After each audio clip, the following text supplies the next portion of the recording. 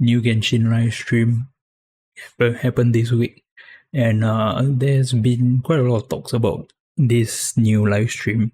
It's not really a full-on live stream. It was more of a small dev talk explaining the kind of the next region. We have only had this once before, when they were explaining Dendro and Sumeru kind of thing. So here they have come out and said that the next version, we are not going to Snezhnaya, we're going to Nord Krai, a completely new zone that they kind of they've been kind of beating around the bush, but it's kind of you can tell that this was not in the initial Genshin roadmap, that they added it much later on. And I mean, this is like evident in the trailer, the vet chapter preview trailer that if you haven't watched, kind of showed every region that was coming up, like the Genshin's yearly plan, with one character preview through all of it. And one of the characters that was and after Netland, they showed Ian San, and then they showed Snezhnaya, but they didn't show any character from Snezhnaya. So clearly this was kind of like, I feel like this was pretty much around like Sumeru Inazuma kind of time frame where they kind of decided this, because like game development takes time, right? They knew that they had to do something, because I don't think this was like a very recent thing. I feel like this was probably around Sumeru, early Sumeru, that they planned that after Netland they can't just go to Snezhnaya. They kind of wanted to change the story a bit. And you know, a lot of people have been a bit disappointed, because Snezhnaya is like the most hyped up region, right?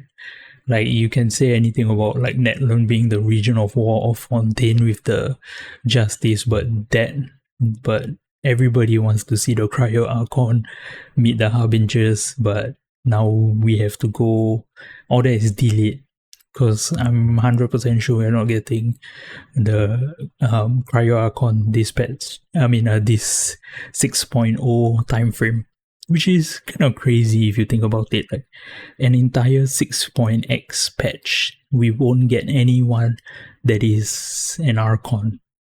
I mean, meta-wise, they probably will have a character that's like that level, but like, who can it be? Some people are saying Varka, but I don't think Varka is good enough to kind of be the main character of an entire zone, you know? Like, he can be a like 6.0 character, but like a 6.2, 6.3 character, yeah, I don't think so. Like, you really need someone with that oomph.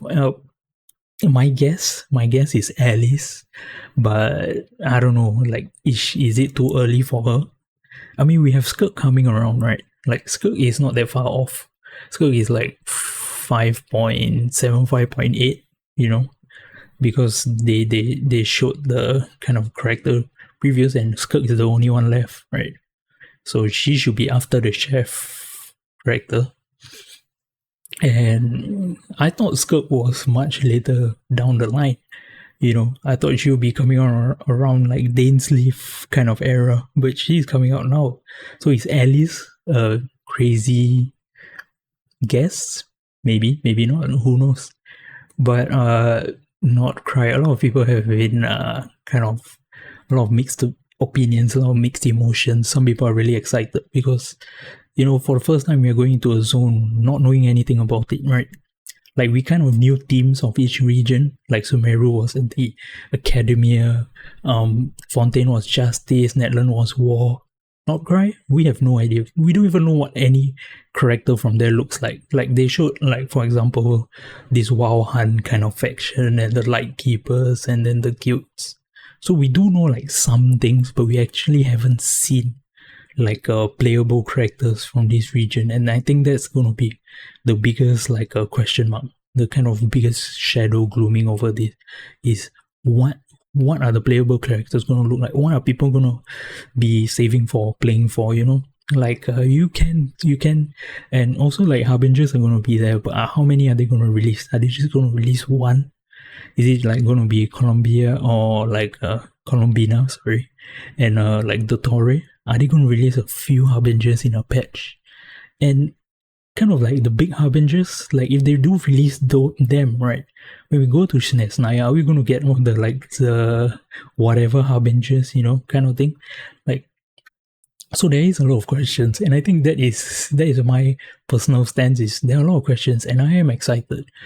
For once we have mystery, we have the community buzzing, talking, speculating, and I do understand that some people are disappointed, and some people have concerns.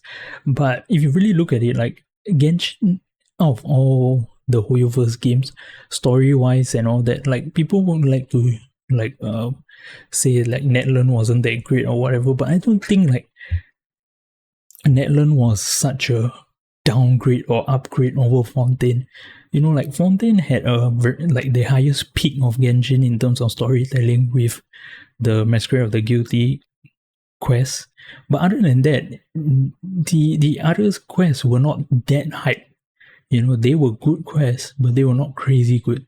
But I feel like Netland, although it didn't have that one peak moment like Masquerade of the Guilty, consistently it was better than Fontaine's consistency, right? Fontaine didn't have that consistency of like every patch was good. Like you have good patch, dry patch kind of thing. But Netland overall has been like a steady bullet, like it's been a steady upward trend, and it had a good ending, satisfying quest.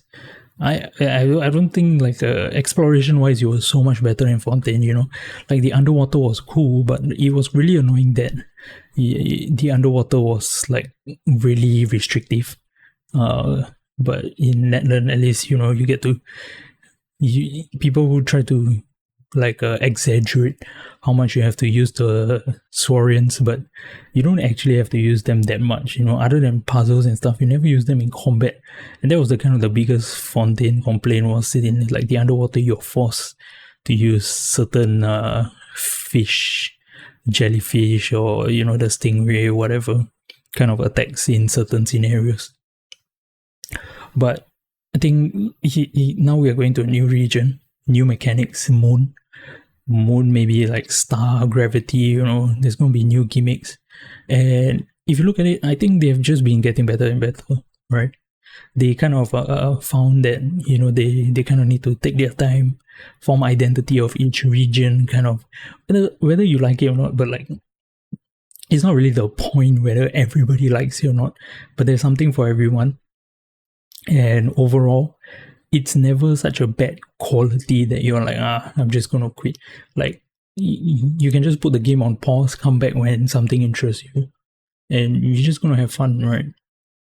And I think this Nord Krai version is gonna have a lot of people initially might not like it or might like it, but it really depends on the character design. Like, I think that's the biggest thing. Story-wise, they kept, this whole stream was emphasizing that how much they want to bring the kind of background world lore to the foreground.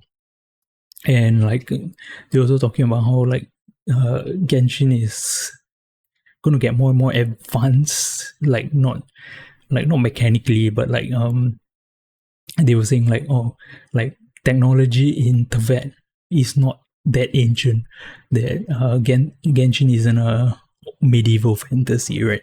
It's going to get more and more advanced, and I'm fully expecting like we can us getting full mechanical kind of characters in Nord Krai. I wouldn't be surprised. Like, they kind of were showing the statues, the statue of Seven there, they literally look like satellites, and I'm like, whoa, it is exciting. We are kind of in like a unknown kind of thing, and no matter what happens, I think the Nord Krai is going to satisfy more people than people are going to give it credit to. Like, I don't think it's going to be, they were saying like there's going to be like conflicting zones where zones shift tone completely, and that's one thing that they always nail, right? Like, when you go into a zone, you can tell whether it's a relaxing zone, it's a comfort zone, or it's a dangerous zone. Like, the environmental storytelling of Genshin is really good.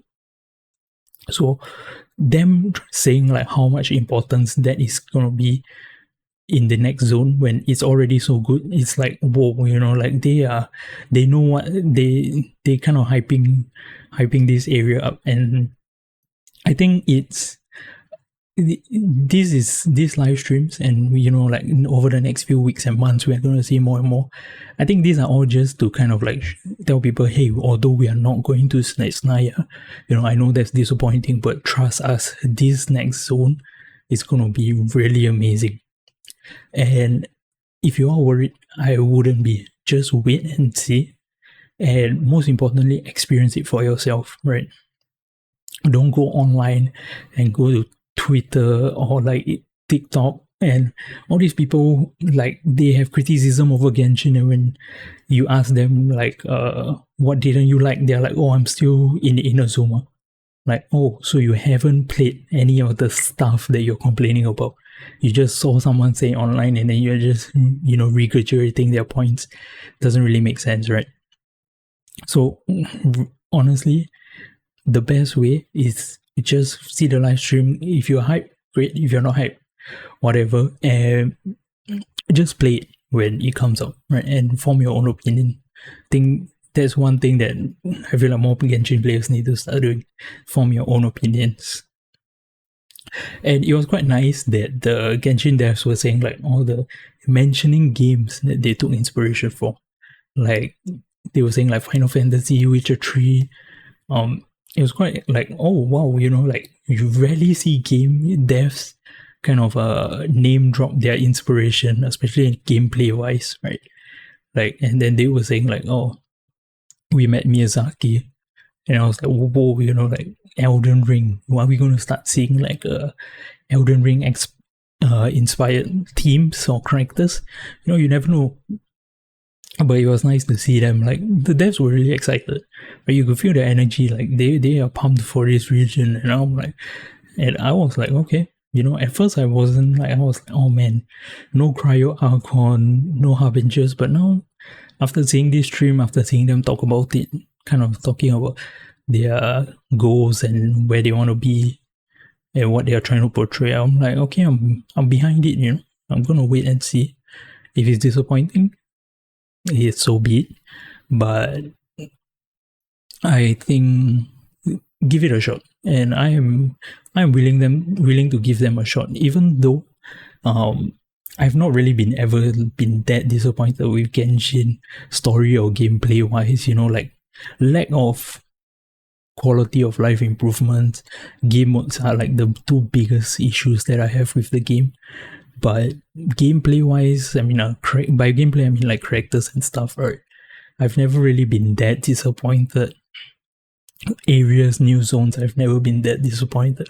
Archon Quest, never been that disappointed. I always feel like they just, like sometimes they get better, sometimes they get worse, but overall, it's like a steady upward trend. They just get better and better. So my expectation going into this zone is not very high, but I am excited to see what is what and what they can cook. And now, do let me know what are your thoughts about this region, because it is quite interesting. Like a lot of people have been saying a lot of different point of views, stories, theories, and it is fun to see. So I would love to hear your point of view. And yeah, that's all that I have. Thanks.